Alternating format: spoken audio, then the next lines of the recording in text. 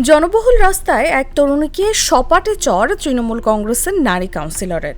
সঙ্গে সঙ্গে কাউন্সিলরের চুলের মুঠি ধরে সপাটে ঘুষিয়ে তরুণীর। শেষ পর্যন্ত পরিস্থিতি সামাল দিতে ঘটনাস্থলে পৌঁছায় পুলিশ। সম্প্রতি ঘটনাটি ঘটেছে পশ্চিমবঙ্গের উত্তর 24 পরগনার পানিহাটি পৌরসভার 26 নম্বর ওয়ার্ডে। এর ভিডিও ছড়িয়ে পড়েছে সোশ্যাল মিডিয়ায়। ভিডিওতে পরিষ্কার দেখা যাচ্ছে সেই হাতাহাতি এবং চুলোচুলি ছবি, যদিও ভিডিওর সত্যতা যাচাই করেনি জাগো নিউজ।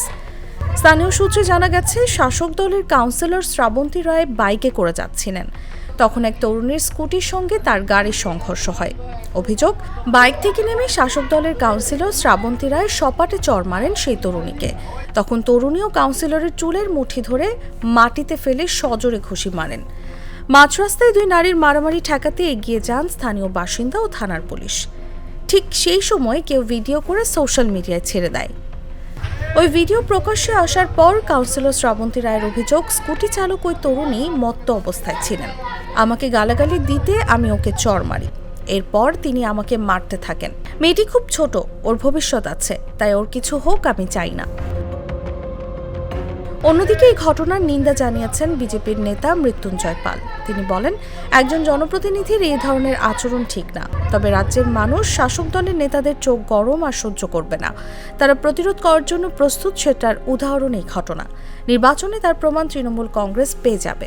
একজন জনপ্রতিনিধির এই ধরনের ভাবমূর্তি কোনো দিনই আশা করা যায় না। আমি তো মনে করি যে পার্টির থেকে ওনাকে সাসপেন্ড করা দরকার। এটা ওনাদের দলের অভ্যন্তরীণ ব্যাপার, ওনারা ডিসাইড করবে কি করবে।